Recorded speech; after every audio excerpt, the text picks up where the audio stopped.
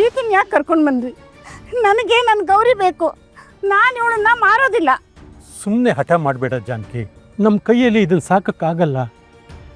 ಹುಲ್ಲು ನೀರಿಲ್ಲದೆ ಸತ್ತರೆ ಗೋಹತ್ಯೆ ಪಾಪ ನಮ್ಮ ತಲೆಗೆ ಸುತ್ತಕೊಳ್ಳುತ್ತೆ.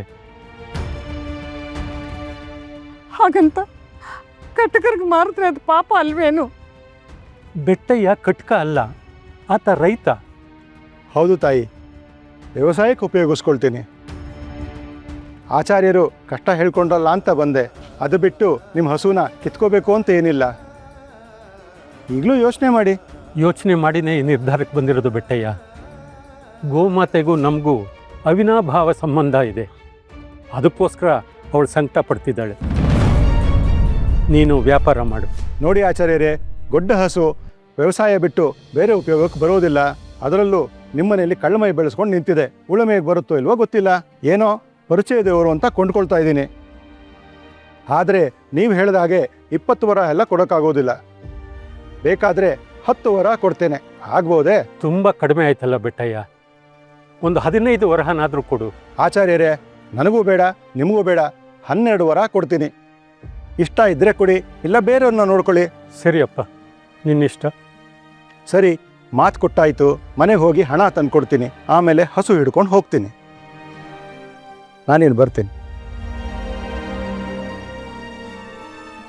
ಕೊನೆಗೂ ನಿಮ್ಮ ಹಠನೇ ನೆರವೇರಿಸ್ಬಿಟ್ರಿ ಅಲ್ವಾ? ಇದ್ರಲ್ಲಿ ಹಠ ಏನು ಬಂತು ಜಾನಕಿ? ಇದು ಅನಿವಾರ್ಯ.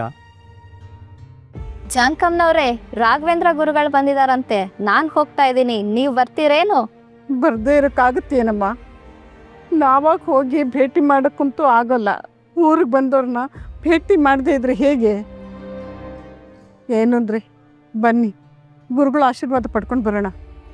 ಅವ್ರ ಆಶೀರ್ವಾದದಿಂದಲಾದರೂ ನಮ್ಮ ಕಷ್ಟ ಪರಿಹಾರ ಆಗಬಹುದೋ ಏನೋ. ಜಾನಕಿ, ನಮ್ಮ ಕರ್ಮಕ್ಕೆ ಅವರೇನೇ ಮಾಡ್ತಾರೆ. ಇದ್ದಿದ್ದೊಂದು ಹಸು, ಅದನ್ನು ಮಾರಿದ್ದಾಯ್ತು. ಮುಂದಿನ ಜೀವನ ಹೇಗೋ ಏನೋ. ನೀನು ಹೋಗ್ಬಾ. ನಡಿಯಮ್ಮ.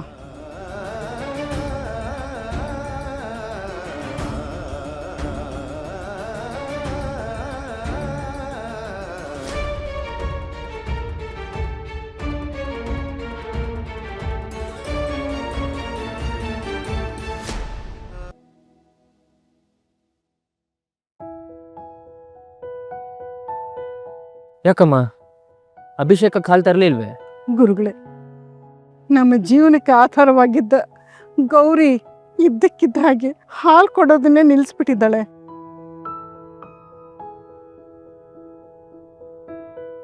ಭಗವಂತನ ಅಭಿಷೇಕಕ್ಕೆ ಒಂದು ಬಟ್ಟಲು ಹಾಲು ಕೊಡೋಕ್ಕೂ ಆಗದೆ ಇರೋಂಥ ದುಸ್ಥಿತಿ ತಲುಪಿಬಿಟ್ಟಿದ್ದೀನಿ. ಶ್ರೀಹರಿ, ಯಾಕೆ ಕೊಡೋದಿಲ್ವಂತೆ? ಏನಾಕೆ ಮುನಿಸು? ನಡೀರಿ, ಗೋಮಾತೆಯನ್ನು ನಾನೇ ಕೇಳ್ತೀನಿ.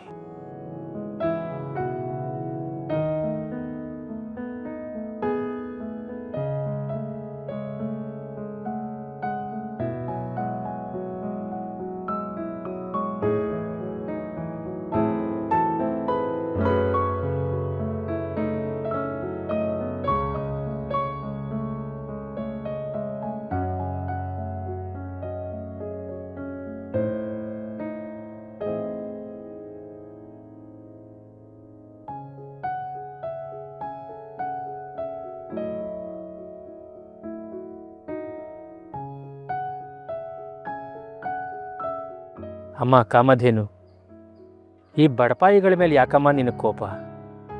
ಇಂದ್ರಲೋಕದಿಂದ ಭೂಲೋಕಕ್ಕೆ ಬರೋ ತನಕ ನಿಂದೆಷ್ಟು ರೋಚಕ ಕಥೆ. ಜಮದಗ್ನಿ ಮಹರ್ಷಿಗಳ ಆಶ್ರಮದಲ್ಲಿ ಕಾರ್ತವೀರ್ಯಾರ್ಜುನನ 100 ಸೈನಿಕರಿಗೆ ಮೃಷ್ಟಾನ್ನ ಭೋಜನವನ್ನು ಉಣಬಡಿಸಿದವಳು ನೀನು. ಈ ಬಡ ದಂಪತಿಗಳ ಹಸಿವನ್ನು ನೀಗಿಸಲು ಏಕೆ ಹೀಗೆ ನಿರಾಕರಿಸ್ತಿದೀಯಾ ತಾಯಿ?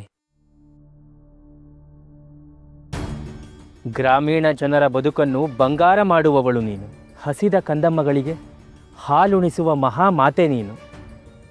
ಹಾಲಾಗಿ, ಮೊಸರಾಗಿ, ಬೆಣ್ಣೆಯಾಗಿ, ತುಪ್ಪವಾಗಿ ಮನುಕುಲಕ್ಕೆ ಅಮೃತ ಕಲಶ ನೀನು. ನೀ ನೀಡುವ ಸೆಗಣಿ ಬೆರಣಿಯಾಗಿ ಒಲೆ ಉರಿಸುತ್ತದೆ, ನೆಲವನ್ನು ಸಾರಿಸುತ್ತದೆ, ಗೊಬ್ಬರವಾಗಿ ಬೆಳೆ ಬೆಳೆಸುತ್ತದೆ,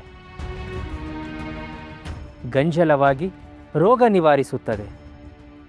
ದೇವರಿಗೆ ಅಭಿಷೇಕ, ಮಾನವರಿಗೆ ಆಹಾರ, ಮಕ್ಕಳಿಗೆ ಜೀವಾಮೃತ. ನೀನೇ ಮುನಿದರೆ ಗತಿಯೇನು ತಾಯಿ? ನೀನಿಲ್ಲದಿದ್ದರೆ ಭೂಮಿ ಬರುಡಾಗುತ್ತದೆ, ಸೃಷ್ಟಿ ಕುರುಡಾಗತ್ತೆ, ಲೋಕ ವಿನಾಶವಾಗತ್ತೆ. ಮುನಿಸನ್ನ ಬಿಡು ತಾಯಿ, ಈ ವೃದ್ಧ ದಂಪತಿಗಳ ಮೇಲೆ ಕೃಪೆ ತೋರು. ಆಹಾ, ಇವರೇನು ಗುರುಗಳ? ಇವರು ಹಸುನ ಹಾಲು ಕೇಳ್ತಾರಂತೆ, ಹಸು ಹಾಲು ಕೊಡುತ್ತಂತೆ. ಇವರೇನು ಗುರುಗಳ ಅಥವಾ ಕೋಲೆ ಬಸವನ ಆಡ್ಸೋರ? ಇರಲಿ, ಗುರುಗಳಿಗೆ ದೂರು ನೀಡೋದಕ್ಕೆ ಒಂದು ಒಳ್ಳೆ ಕಾರಣ ಸಿಕ್ತು ಗೋವಿಂದ. ಆಚಾರ್ಯರೇ,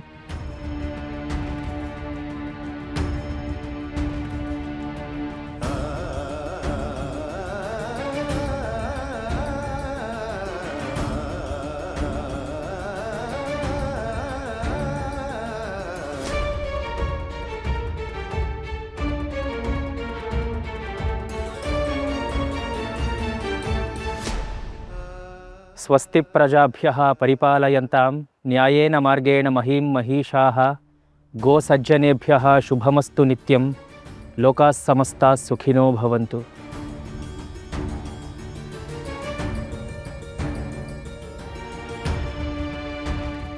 ಭದ್ರಂ ಪಶ್ಯೇಮಾಕ್ಷಭಿರ್ಯಚಿತ್ರಾಃ.